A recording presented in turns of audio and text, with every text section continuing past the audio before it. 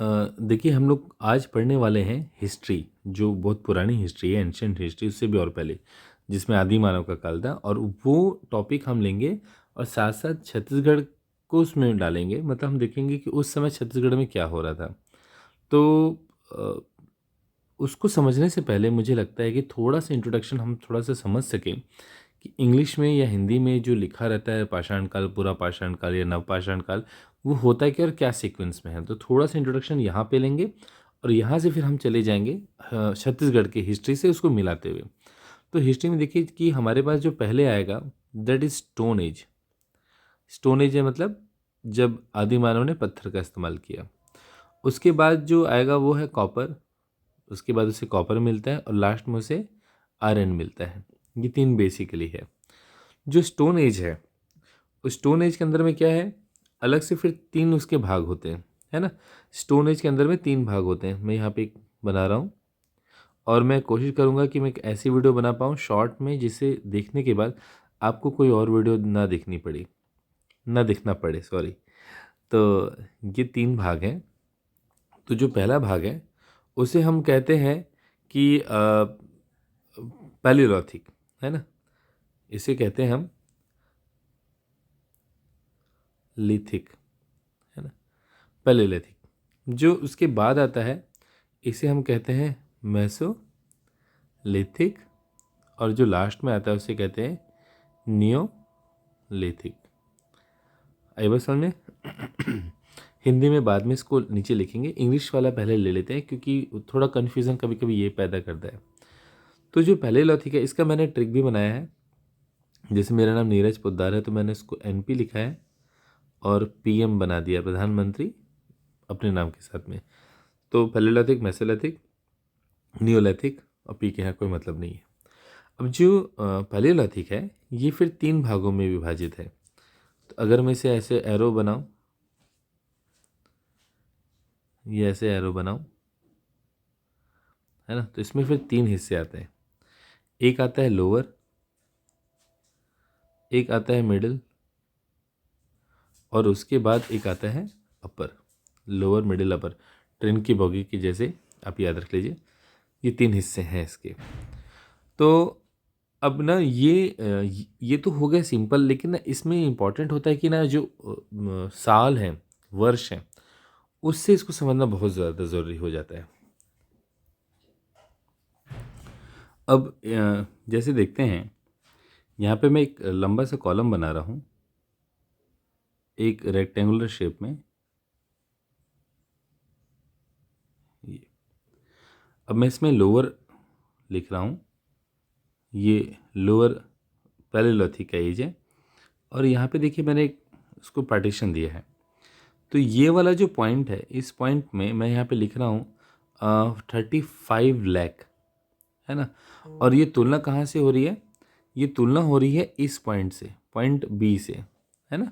जो जीसस का जन्म है, जिसे हम ज़ीरो लेते हैं कैलेंडर में, वहाँ से कर रहे हैं। तो ठीक यहाँ से ले रहे हैं। अब इसके आगे अगर हम बात करें, अगर इसके आगे बात करें तो यहाँ से लगभग कितना, अभी 2023 चल रहा है, तो लगभग इस पॉइंट से 2000 साल आगे हम ही हैं। मतलब पॉइंट बी से 2023 साल हम आगे हैं। और कायदे से देखा जाए, अगर आप सटीक बोलेंगे तो लेना तो यहाँ से चाहिए, 2023 लेना चाहिए। लेकिन क्या है, जब आप लाख, जैसे 35 लाख, 40 लाख साल ले रहे हैं तो वहाँ 2000 कोई मैटर नहीं करता है। तो आप पॉइंट बी से भी ले सकते हैं। ठीक, तो पॉइंट बी से वहाँ से 35 लाख साल पहले आप होंगे पॉइंट ए पे। पॉइंट ए क्या है? The beginning of the lower Palaeolithic. Palaeolithic का स्टार्टिंग जो है वो पॉइंट बी से 35 लाख साल पहले है। और ये ख़त्म कब होगा? ये ख़त्म होगा लगभग 1 लाख साल पे। आई बस समझ में? मैं यहाँ पे एक एरो बनाया था तो आपको थोड़ा सा ज़्यादा अच्छे से समझ में आएगा। ये पॉइंट बी से ये जो है दैट इज़ 1 लाख। और पॉइंट बी से ये जो बिगिनिंग ऑफ ये लोअर पैलियोलिथिक है, ये कितनी है? 35 लाख साल पहले की है। शायद अब आपको अच्छे से समझ में आ जाएगा। तो फिर ये मिडिल पैलियोलिथिक कब है? ठीक, यहाँ आ गई। तो ये इसका मैंने पॉइंट बनाया है 40K। ठीक, मतलब कि पॉइंट बी से 40,000 साल पहले वो कौन सा पॉइंट आएगा, the ending of the middle palaeolithic. जो पत्थर का जो एज है, पूरा पाषाण जो है उसका मिडिल का जो भाग है वो यहाँ पे ख़त्म हो रहा है। इसके आगे क्या आएगा, अपर, है ना, अपर आएगा। फिर अपर का भी एंडिंग आएगा, तो अपर का एंडिंग में लिखेंगे 10K। ठीक, इसके बाद क्या आएगा, ये मेसोलिथिक आ जाएगा, तो मैं इसे यहाँ लिख देता हूँ मेसोलिथिक। इसका भी एक स्टार्टिंग एज होगा, दैट इज 10,000 ईयर्स, और इसका एंडिंग क्या होगा, 6K। ठीक, और 6K के बाद में क्या है, नियोलिथिक है। उसके बाद फिर जो जो आते जाएंगे, कुछ सभ्यताएं आएंगी, है ना, हड़प्पा, इंडस, मेसोपोटामिया, ये सारे आ जाएंगे। तो आपको ये याद रखना है। अगर मैं आपको इसका एक और अच्छा ट्रिक बताऊं तो आपको अच्छा लगेगा। 35 लाख, ठीक, उसके बाद 1 लाख, फिर 40,000, 10,000, 6,000। ठीक, अब ये क्या है, देखिए हमने एक ट्रिक बनाया था PM, है ना, तो आपको ये करना है कि इस पॉइंट के इधर डालना है आपका N, नीरज। ठीक, P के तो कोई मतलब ही नहीं थे, और जो M है वो आ जाएगा इन दोनों के बीच में। ठीक, अब देखिए एक पॉइंट यहाँ होगा, एक पॉइंट यहाँ होगा, एक पॉइंट यहाँ होगा। ये हो गया स्टार्टिंग, ये लोअर L, और यहाँ पे आ जाएगा M, और यहाँ पे आ जाएगा U। ठीक, तो ये भी एक ट्रिक है, आप ट्रिक अपना खुद भी बना सकते हैं, ऐसा नहीं कि आपको ये। तो ये एक एज हो गया। और अब हम क्या करेंगे, छत्तीसगढ़ का जब इतिहास पढ़ेंगे तो ये चीज़ आपको कंफ्यूज नहीं करेगी। तो हम लोग बात करने वाले हैं छत्तीसगढ़ में इन एजेस को लिखते हैं। तो मैं ये क्या कर रहा हूँ यहाँ पर शॉर्ट में मैं लिख देता हूँ, जैसे कि ये पैलेलिथिक है ना, और पैलेलिथिक के बाद में मैं यहाँ पर लिख दे रहा हूँ मेसो, और यहाँ पे मैं लिख दे रहा हूँ नियो। अब पैलेलिथिक के अंदर कौन सी लोअर पैलेलिथिक में है, मिडिल में है, ये अंतर कर पाना थोड़ा सा मुश्किल है, और अगर कहीं पे सटीक है भी तो भी कोई फ़ायदा नहीं है ना। आपको सिर्फ पैलो और मेसो और नियो के आधार पे ही पूछेगा। तो मैं उसे लिख देता हूँ यहाँ पे, है ना। चलिए, तो मैं कुछ नाम लिख रहा हूँ, आप उसको नोट करिए। इसे ही अगर आप हिंदी नोट्स का इस्तेमाल करें तो आपके में लिखा होगा पूरा पाषाण, है ना। पाषाण का मतलब पत्थर होता है, और पूरा मतलब बहुत पूरा होता है। और जो मैसो है यही क्या कहलाता है हिंदी में, मध्य कहलाता है, मध्य पाषाण। और ये वाला जो हिस्सा है ये नवपाषाण है। अगर कहीं उत्तर पाषाण लिखा होगा ना तो वो एक्चुअली जो पैलेलिथिक के अंदर में अपर था ना, है ना, वहीं पर आता है, निम्न, मध्य और उत्तर। ठीक, चलिए, तो हम लोग उतना टाइम वेस्ट नहीं करेंगे, हम सिर्फ जो से संबंधित है ना उनके बस नाम लिखना स्टार्ट करेंगे। तो पैलेलिथिक में आपको दो चीज़ याद रखनी है, एक है सिंघनपुर, हिंदी में फॉन्ट ले रहा हूँ इस बार मैं, और एक है महानदी की घाटी, महानदी की घाटी। तो ये दोनों जो है, ये दोनों जो है बिलोंग करेंगी रायगढ़ से। ठीक, और जो मध्य में है इसमें आपको लिखना है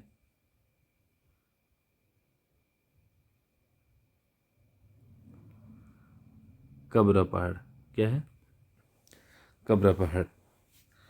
और जो नवपाषाण है इसके लिए आप लिखेंगे टेरम और अर्जुनी। तो ये अर्जुनी जो है ये दुर्ग वाला है, और ये टेरम जो है वो रायगढ़ वाला है। यहाँ तक याद रहेगा। ये वो स्थल है जो हमें पाक ऐतिहासिक, है ना, या जो प्री हिस्टोरिक है वहाँ से संबंधित है हमारे प्रदेश छत्तीसगढ़ में। एक राजनांदगांव का भी इसमें है, मैं यहाँ लिख देता हूँ।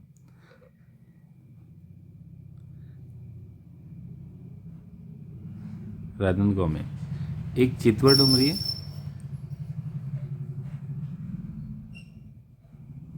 है ना, एक चितवा डोंगरी है और एक बोन टीला है।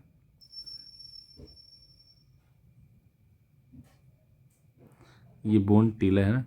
चलिए, तो ये चितवा डोंगरी और ये जो है, ये दोनों कहाँ से हैं? राजनांदगांव से हैं। चलिए,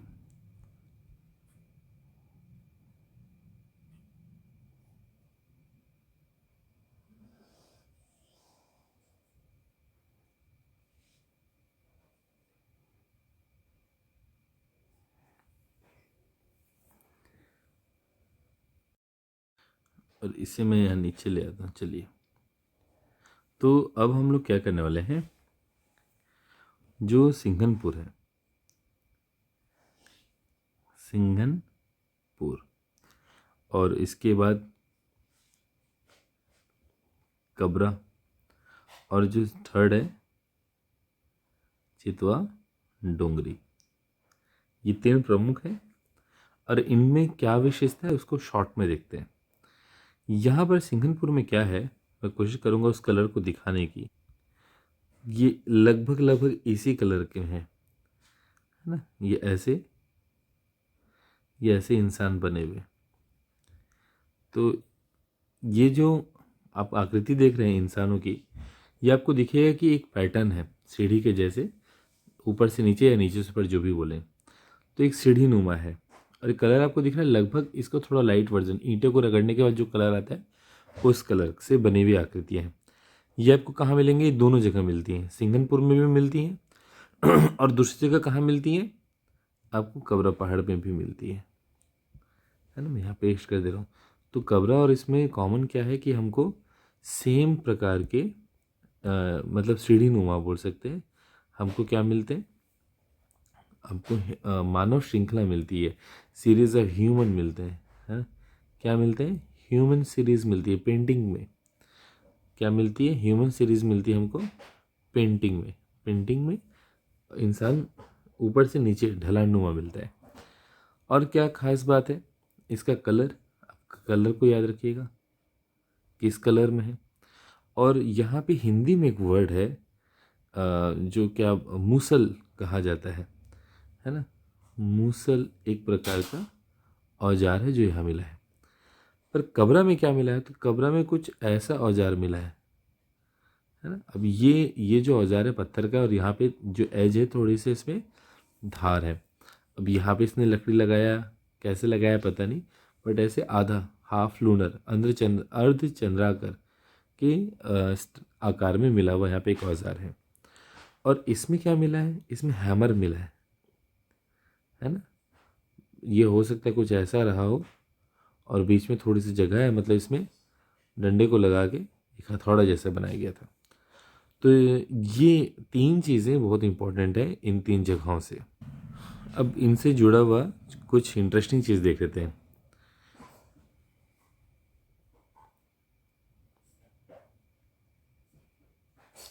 स्ट्रेट नहीं हुआ क्यों, देखते हैं। चलिए,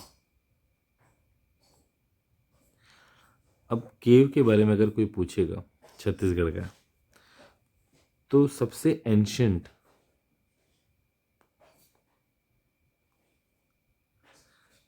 सिंघनपुर सबसे क्या है? एंशंट है। बट वो केव जो सबसे ज़्यादा इंफॉर्मेशन देता है,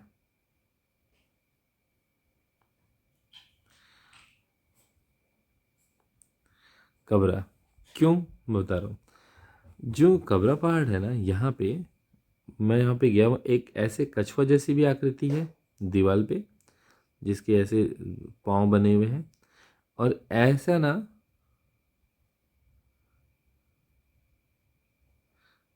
मैं एग्जैक्ट नहीं बना पा रहा हूँ, बट ऐसा मैंने देखा है। मैं खुद गया हूँ, ये देखा है मैंने। एक टॉर्टाइज जैसे है, एक छिपकली भी है। ये दोनों आकृतियाँ क्लियरली वहाँ पे बनी हुई हैं इसी कलर में। और भी चीज़ें हैं जो बहुत नीचे से नहीं दिखती है, ऊपर दीवार पे दिखती है। तो सबसे ज़्यादा इंफॉर्मेटिव कौन है, कौन सा गुफा है? दैट इज हमारा कबरा पहाड़। ठीक, चलिए। अब केव में एक और आता है,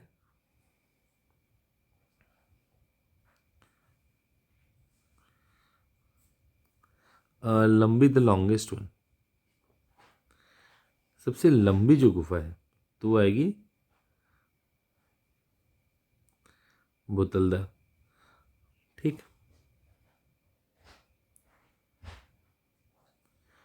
डेप्थ है मतलब बहुत गहरी है, जमीन की सतह से नीचे जाती है। तो ये हमारा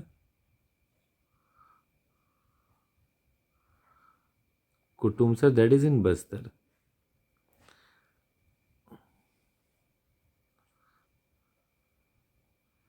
ये रायगढ़ है, ये रायगढ़ है, और ये भी रायगढ़ में है। ठीक, चलिए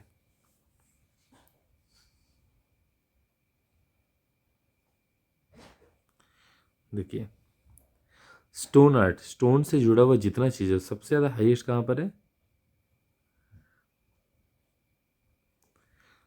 क्योंकि सारी चीज़ें औजार तो कहाँ पे मिल रही हैं? सिंघनपुर और कबरा में, और कबरा और सिंघनपुर दोनों ही रायगढ़ में है। चलिए अब रायगढ़ का थोड़ा सा देख लेते हैं। रायगढ़ क्योंकि बहुत बार आ रहा है, इससे जुड़ा हुआ और कुछ है क्या रायगढ़ में? और भी कुछ है इतिहास से जुड़ा हुआ, पैलेओलिथिक, मेसोलिथिक, कहीं से भी। चलिए, और भी जगह अगर हम देखें तो इसका नाम है कर्माघाट,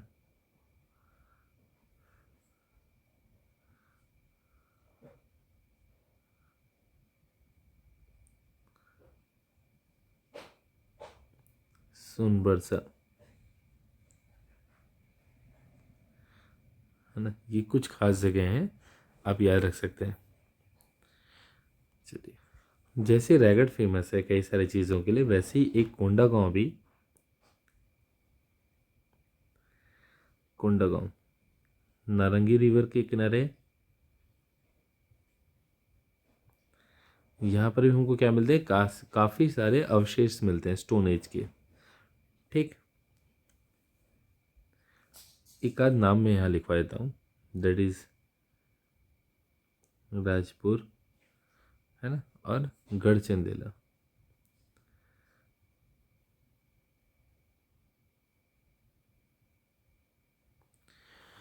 ठीक, कुछ खोजकर्ताओं के नाम देखते हैं।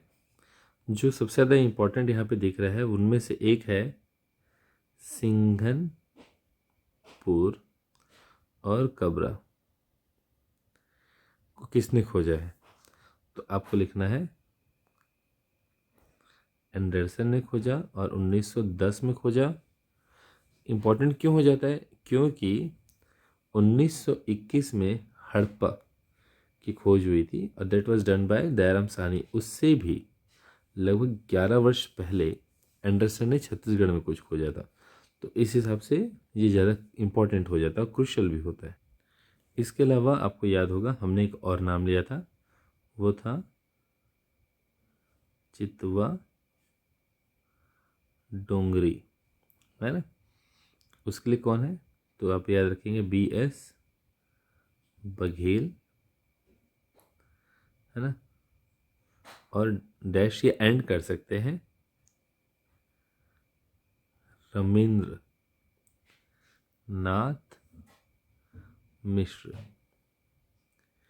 अब देखिए, अगर BS आपको याद नहीं हो रहा है तो आप शॉर्टकट भूपेश ले सकते हैं। तो भूपेश बघेल, उसके नाम से आपको एक ट्रिक मिल जाएगा। मैंने भी यही ट्रिक का सहारा लिया है ऐसे याद करने के लिए। फिर एक चीज़ आता है कि 500 स्टोन से बने हुए बाउंड्रीज हैं, बट ये बाउंड्रीज किसके लिए? डेड बॉडीज को प्रोटेक्ट करने के लिए थे। तो इसमें आते हैं GR काम्बले। ये उतना इंपॉर्टेंट नहीं है बट आप ये रख लीजिए, क्या पता ये आ जाए। तो 500 स्टोन से ऊपर है ये संख्या, घेरे बने हुए। ठीक, और लास्ट आता है सीता बिंगरा। सीता बिंगरा जो है वो बेसिकली आपका सरगुजा में है, और इसके लिए आते हैं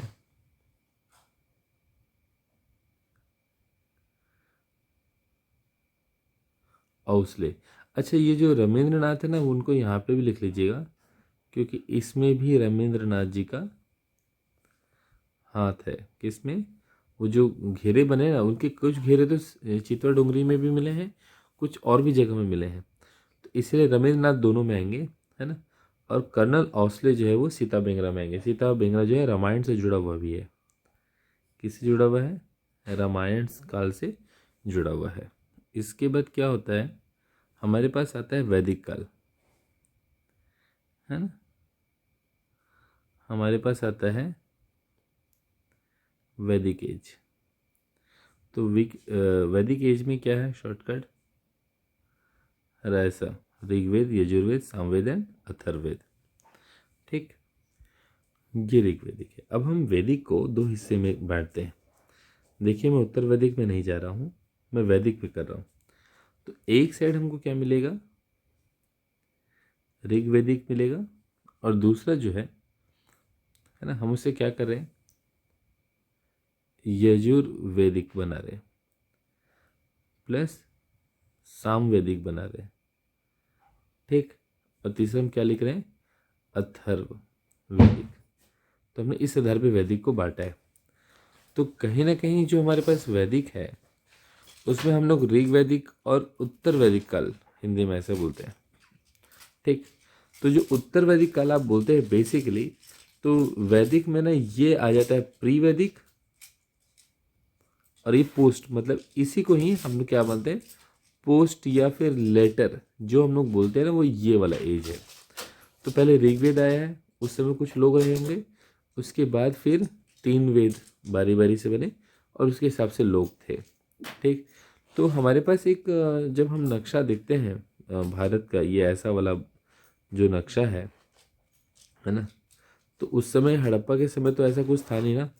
तो जो इंडस वैली है ना, उसका कुछ जो क्षेत्र है वो यूं है, just like a trapezium it should be, but मेरे से स्क्वायर बन गया है। कि कुछ उसका क्षेत्र था हड़प्पा का, और जो एंट्रेंस था वो लगभग यहाँ ऐसा है, कुछ ऐसा कुछ एंट्रेंस है ना ऋग्वेदिक का। ये पंजाब के एरिया से लोग अंदर आते हैं। तो ये जो आर्यंस का एरिया है ना, ये जो मैंने ऑक्युपाइड किया है स्क्रैचेस से, ये आर्यन है। और ये जो बॉक्स बनाया है ये हमने बनाया है इंडस वैली का। इंडस वैली का प्रभाव इतना दूर था, और ये जो आपको दिख रहा है ये आर्यंस है। तो आर्यंस इधर से आए थे। तो बेसिकली जो उनका फर्स्ट अटेम्प्ट था वो ऋग्वेदिक में आता है। अब आप देख सकते हैं कि क्या आर्यन ने पूरे इंडस वैली को कब्जा किया? अगर कर भी लेते तो वहाँ से बढ़ के यहाँ पे हमारा प्यारा छत्तीसगढ़ है। तो मुझे नहीं लगता कि ऋग्वेदिक में, या जो मैंने पढ़ाई की है, जो बुक मैंने लिया है उसके हिसाब से कहीं ऐसा नहीं मिलता है कि ऋग्वेद में आर्यंस सिंधु घाटी को जीतने के बाद उसको कंप्लीट करके, मतलब कवर करके, अपने अंदर कंट्रोल करके, फिर वो आगे बढ़ के मध्य प्रदेश पार करके छत्तीसगढ़ आए होंगे। तो छत्तीसगढ़ में ऋग्वैदिक से जुड़ा हुआ कोई भी जानकारी इसीलिए नहीं मिलता है, क्योंकि ऋग्वैदिक समय तो आर्यन खुद इंडस को कब्जा करके आगे बढ़ रहे थे। अब इसमें आते हैं तो हमको एक शतपथ ब्राह्मण, और उसके बाद कौशिकी ब्राह्मण, है ना, ये ब्राह्मण। इन दोनों में 2 जगह के नाम हैं। इसमें है रेवा और इसमें है विंध्यन। ठीक, तो विंध्यन विंध्याचल से है, और रेवा किससे है रिलेटेड? नर्मदा रिवर। तो ये दोनों कहीं ना कहीं छत्तीसगढ़ के आसपास की जगह का उल्लेख मिलता है हमें लेटर वैदिक में। इसका मतलब आर्यंस ऋग्वैदिक समय तो छत्तीसगढ़ के आसपास भी नहीं आ पाए, लेकिन लेटर वैदिक, जिसमें कि बाकी बची हुई 3 वैदिक बुक आती हैं, उस समय आर्यंस कहीं ना कहीं छत्तीसगढ़ के आसपास पहुंच गए थे। तो ये तो हमने वैदिक काल के आधार पे पढ़ लिया। और अब हम रामायण काल भी देख लेते हैं, जो क्योंकि जब आर्यन आते हैं तो फिर संस्कृत आती है ना, रामायण एज। तो हमारा इंटेंस क्या है कि ना, जो हमारा एंशियंट हिस्ट्री है, जो हम बचपन से पढ़ते आ रहे हैं एनसीईआरटी की बुक में, तो जब भी हमने किताब पढ़ी है ना, तो उसमें इंडिया के मतलब बारे में दिया है कि पंजाब का ये हिस्सा इंडस में है, मथुरा का ये हिस्सा उसमें मिलता है, ऐसे हमने पढ़ा है। हम क्या कर रहे हैं कि हम छत्तीसगढ़ में रह के पूरे इतिहास को देख रहे हैं कि उस समय हमारे यहाँ क्या क्या हुआ था। तो वैदिक में बस इतना ही मिलता है कि सिर्फ जो लेटर वैदिक है उसमें बस थोड़ी सी कुछ जानकारियाँ मिलती हैं, बट जब रामायण वाली एज आती है तो रामायण के एज में हमको दो चीज़ें मिलती हैं। पहला क्या मिलता है कि एक तो मिलती है छत्तीसगढ़ की जानकारी, है ना, एक छत्तीसगढ़ की जानकारी मिलती है और एक बस्तर की जानकारी अलग से मिलती है। ठीक, तो जो छत्तीसगढ़ की जानकारी है ये आपने कई किताबों में पढ़ा होगा कि हम जो है दक्षिण कौशल, ये कोई नई बात नहीं है ना, ये आप कई सारी बुक में पढ़े होंगे दक्षिण कौशल। बट बस्तर को हम क्यों इसमें लिख रहे हैं, क्योंकि जो दंडकारण्य है ना, ये बस्तर है और इसका उल्लेख अलग से मिलता है। ये बात अलग है कि ये दोनों आज छत्तीसगढ़ हैं, और आप ये भी पढ़ेंगे कि बस्तर शुरुआत से छत्तीसगढ़ का हिस्सा नहीं था, वो एक स्वतंत्र रियासत थी। और कैसे एक संधि होती है जिससे कि ये हिस्सा मराठा जो है छत्तीसगढ़ में जोड़ लेते हैं। बट बेसिकली देखेंगे तो ये दो अलग हैं। अब हम यहाँ क्या करते हैं, छत्तीसगढ़ का मैप ले लेते हैं छोटा सा। ये हमारा छत्तीसगढ़ का मैप है। अब हम इसे दो भाग में बांट लेते हैं। तो ये हो गया हमारा ऊपरी भाग उत्तर कौशल, ये हो गया हमारा दंडकारण्य। तो ये दंडकारण्य जो है डी से लिखा मैंने, और ये दक्षिण कौशल डी के, और उत्तर कौशल ये। तो यहाँ के राजा थे दशरथ, है ना, और यहाँ के राजा थे भानुमंत, है ना। भानुमंत की जो बेटी थी शी वॉज कौशल्या, और इसकी शादी हो जाती है दशरथ से। ठीक, तो ये जानकारी हमें मिलती है रामायण में। तो रामायण में जब भी कोई दक्षिण कौशल का नाम आएगा मतलब वो इसकी बात कर रहे हैं, और जब दंडकारण्य की बात करेंगे मतलब वो इस एरिया की बात कर रहे हैं। चलिए अब हम आगे चलते हैं। अब हम लोग क्या करेंगे, एक रामगमन पाथ ले लेते हैं, पथ ले लेते हैं, हिंदी में पथ। तो इससे जुड़े हुए जो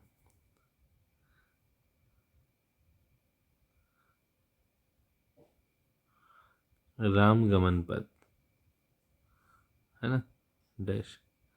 अब इसका कुछ नॉर्थ से साउथ की तरफ जो एक लाइन है ना, लगभग कुछ ऐसा गया हुआ है। ठीक, तो ये जो लाइन है इससे जुड़े हुए जो इम्पोर्टेंट इम्पोर्टेंट है, जो भी शहर कस्बे हैं उसे हम ले लेते हैं। ठीक, तो पहला जो हमें मिलता है वो लगभग यहाँ मिलता है, सरगुजा। ठीक, सरगुजा में क्या जुड़ जाएगा, चलिए, रामगढ़ की पहाड़ी, सीता बेंगरा, है ना, सीता बेंगरा रामगढ़। थोड़ा सा मैं इसे पतला कर लेता हूँ, थिकनेस ज़्यादा दिख रही है। ठीक, इसके बाद अगला आ जाता है रायगढ़।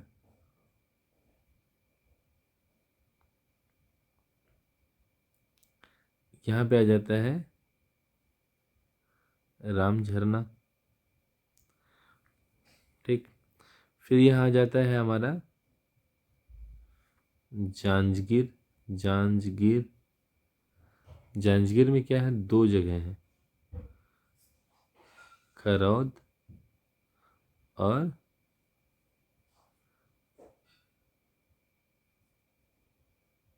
शिवरी नारायण। ठीक, ये हमारा शिवरी नारायण हो गया।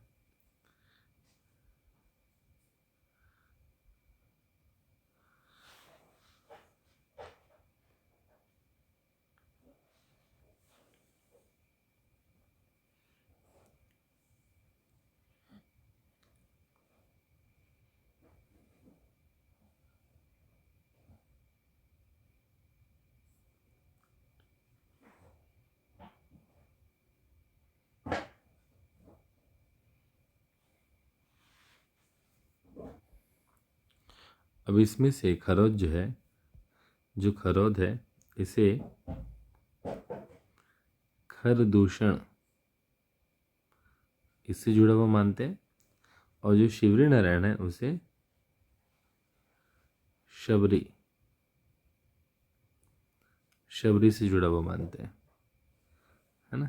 चलिए, अब इसके बाद दो और ज़िले हैं। इनमें से एक है जिसे मैं इधर प्रदर्शित कर रहा हूँ, वो है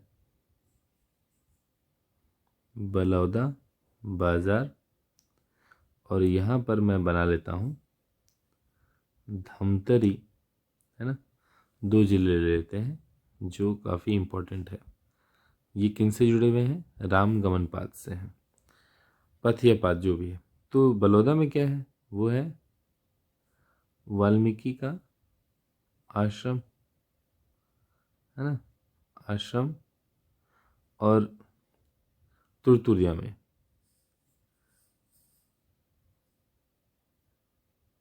बलौदा बाजार में जो आश्रम है, तुरतुरिया आश्रम, वो वाल्मीकि का माना जाता है। जबकि धमतरी में जो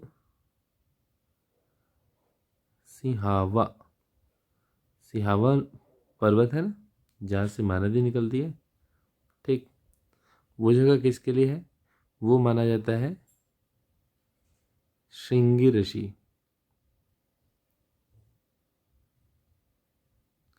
श्रृंग ऋषि का आश्रम, है ना। तो इन सभी जगह से होते हुए राम गमन पथ जो है वो जुड़ा हुआ है। इसके बाद जो अंतिम में है वो है हमारा कांकेर में, ठीक। कांकेर में क्या है?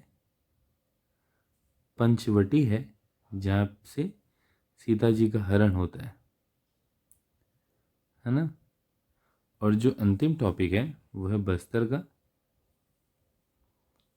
का, और यही क्या है? दंडकारण्य है। और क्योंकि काफ़ी घना था तो इसे ही असुरों का क्षेत्र भी दिखाया जाता है। तो कुछ ऐसे जो है वो लाइन गई होगी, है ना। मैं परफेक्ट नहीं बना रहा हूँ, बट राम गमन पथ जो है वो यही है। तो रामायण से जुड़ा हुआ जो जो चीज़ है छत्तीसगढ़ में यहाँ पर आ गया है। तो ये एक वीडियो है लगभग 23 मिनट की। कोशिश करूँगा कि अगले वीडियो में पूरी हिस्ट्री को जोड़ के कैसे कंप्लीट कर सकूँ। 30 नहीं तो 30 के ऊपर है थोड़ा सा। तो यहीं पर इसे रोकते हैं, और इसका लिंक जो है मैं लास्ट में दूंगा जब ये पूरे PDF में तैयार हो जाएगा। अगर पसंद आए तो प्लीज़ लाइक करें और सब्सक्राइब करें। और जो आपको लगा कि छूट गया या बताने योग्य था, मैं नहीं बता पाया, उसे इस कमेंट बॉक्स में ज़रूर लिखें।